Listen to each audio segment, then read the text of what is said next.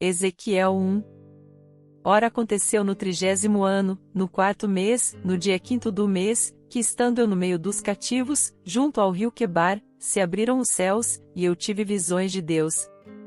No 5º dia do mês, já no 5º ano do cativeiro do rei Joaquim, veio expressamente a palavra do Senhor a Ezequiel, filho de Buzi, o sacerdote, na terra dos caldeus, junto ao rio Quebar, e ali esteve sobre ele a mão do Senhor.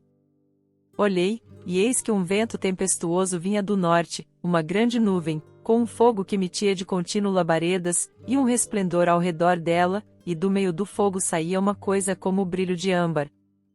E do meio dela saía a semelhança de 4 seres viventes.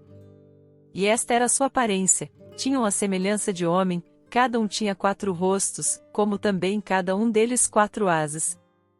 E as suas pernas eram retas, e as plantas dos seus pés como a planta do pé de um bezerro, e luziam como o brilho de bronze polido.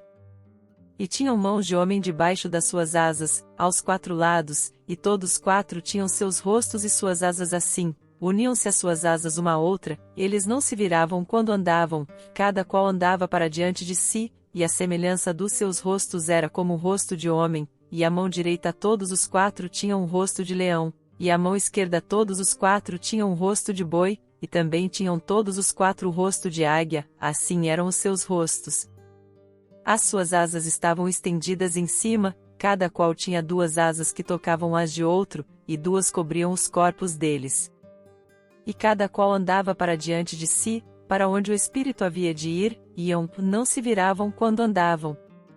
No meio dos seres viventes havia uma coisa semelhante a ardentes brasas de fogo, ou a tochas que se moviam por entre os seres viventes, e o fogo resplandecia, e do fogo saíam relâmpagos. E os seres viventes corriam, saindo e voltando à semelhança de um raio. Ora, eu olhei para os seres viventes, e vi rodas sobre a terra junto aos seres viventes, uma para cada um dos seus 4 rostos. O aspecto das rodas, e a obra delas, era como o brilho de crisólita, e as 4 tinham uma mesma semelhança, e era o seu aspecto, e a sua obra, como se estivera uma roda no meio de outra roda. Andando elas, iam em qualquer das 4 direções sem se virarem quando andavam. Estas rodas eram altas e formidáveis, e as 4 tinham as suas cambotas cheias de olhos ao redor. E quando andavam os seres viventes, andavam as rodas ao lado deles, e quando os seres viventes se elevavam da terra, elevavam-se também as rodas. Para onde o espírito queria ir, iam eles, mesmo para onde o espírito tinha de ir, e as rodas se elevavam ao lado deles, porque o espírito do ser vivente estava nas rodas. Quando aqueles andavam, andavam estas, e quando aqueles paravam, paravam estas, e quando aqueles se elevavam da terra, elevavam-se também as rodas ao lado deles, porque o espírito do ser vivente estava nas rodas. E por cima das cabeças dos seres viventes havia uma semelhança de firmamento, como brilho de cristal terrível, estendido por cima, sobre a sua cabeça. E debaixo do firmamento estavam as suas asas direitas, uma em direção à outra, cada um tinha 2 que lhe cobriam o corpo de um lado, e cada um tinha outras 2 que o cobriam do outro lado. E quando eles andavam, eu ouvia o ruído das suas asas, como o ruído de muitas águas, como a voz do Onipotente, o ruído de tumulto como o ruído do exército, e, parando eles, abaixavam as suas asas. E ouvia-se uma voz por cima do firmamento, que estava por cima das suas cabeças, parando eles, abaixavam as suas asas. E sobre o firmamento, que estava por cima das suas cabeças, havia uma semelhança de trono, como a aparência de uma safira, e sobre a semelhança do trono havia como que a semelhança de um homem, no alto, sobre ele. E vi como o brilho de âmbar, como o aspecto do fogo pelo interior dele ao redor desde a semelhança dos seus lombos, e daí para cima, e, desde a semelhança dos seus lombos, e daí para baixo, vi como a semelhança de fogo, e havia um resplendor ao redor dele. Como o aspecto do arco que aparece na nuvem no dia da chuva, assim era o aspecto do resplendor em redor. Este era o aspecto da semelhança da glória do Senhor, e, vendo isso, caí com o rosto em terra, e ouvi uma voz de quem falava.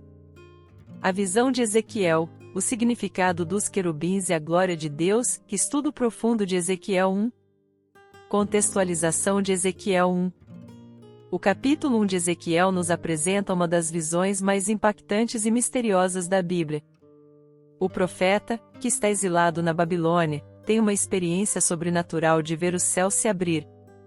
Ele descreve criaturas celestiais, rodas dentro de rodas, e a própria glória de Deus sobre um trono. A mensagem dessa visão era clara: mesmo no exílio, Deus estava no controle e sua presença nunca deixou de acompanhar seu povo. 3 pontos principais se destacam na visão de Ezequiel. A presença de Deus mesmo em meio ao caos, Ezequiel 1, versos 4 e 5. E olhei, e eis que um vento tempestuoso vinha do norte, uma grande nuvem com fogo que se revolvia. Aplicabilidade. O primeiro ponto nos mostra que Deus não está ausente nas circunstâncias mais difíceis da nossa vida. A tempestade que Ezequiel viu não era apenas uma destruição, mas a chegada da glória de Deus. Muitas vezes, em nossas vidas, quando estamos passando por tempestades, sejam problemas familiares, crises financeiras ou desafios de saúde, parece que Deus está longe. Contudo, assim como no exílio, Ele está presente. A nuvem e o fogo simbolizam o poder de Deus agindo em meio ao caos. O vento tempestuoso que vem do norte pode simbolizar o que, a princípio, nos parece destrutivo, mas, no fim, revela a presença e o propósito divino. Isso nos ensina a confiar que, mesmo nas piores circunstâncias, Deus está trabalhando. Sua mão soberana está guiando todas as coisas para o bem daqueles que o amam. Romanos 8h28. Está gostando deste estudo? Então, aproveite para se inscrever no canal, deixar o seu like e compartilhar com mais pessoas para que todos sejam abençoados com a palavra de Deus. Os querubins e sua função, Ezequiel 1, versos 6 a 10. E cada um tinha 4 rostos, o rosto de homem, de leão, de boi e de águia. Aplicabilidade. Os querubins, que são figuras poderosas ao lado do trono de Deus, representam a criação e a autoridade divina sobre tudo. Os 4 rostos simbolizam diferentes aspectos da criação: o homem, como ser racional, o leão, como o rei dos animais selvagens, o boi, o símbolo da força e do trabalho, e a águia, que representa a soberania sobre os céus. Esses rostos nos lembram que Deus está no controle de todas as coisas, da natureza, das nações e das nossas vidas pessoais. No nosso dia a dia, podemos sentir que as circunstâncias estão fora de controle, mas Ezequiel nos lembra que Deus tem autoridade sobre todas as esferas da criação. Assim como os querubins, devemos ser servos fiéis, refletindo a glória de Deus em nossas vidas, trabalhando para Ele em todos os aspectos de nossa existência. A visão dos querubins nos desafia a nos submetermos ao senhorio de Deus em tudo o que fazemos. A glória de Deus manifesta, Ezequiel 1, versos 26 a 28. E vi como a cor de âmbar, como o aspecto de fogo ao redor. Aplicabilidade. A glória de Deus é algo indescritível, e Ezequiel faz o melhor que pode para relatar o que vê. A imagem da figura divina sentada no trono é o clímax de sua visão, e a mensagem é clara: mesmo no exílio, a glória de Deus não está limitada. Isso nos ensina que a presença de Deus não está restrita a um lugar ou circunstância específica. Não importa onde estivermos, seja em um momento de exílio espiritual ou emocional, Deus continua reinando soberano. Ele nos visita em nossos desertos, nos exílios, nas dificuldades. O poder de sua glória nos transforma e renova, nos lembrando de que, como filhos dele, temos acesso direto à sua presença. Portanto, mesmo que o mundo ao nosso redor pareça estar em desordem, precisamos nos lembrar de que a glória de Deus permanece intacta e que Ele é o mesmo ontem, hoje e sempre. Hebreus 13h08. Conclusão. O capítulo 1 de Ezequiel é uma lembrança poderosa de que, mesmo em meio ao exílio e à aparente desolação, Deus está no controle.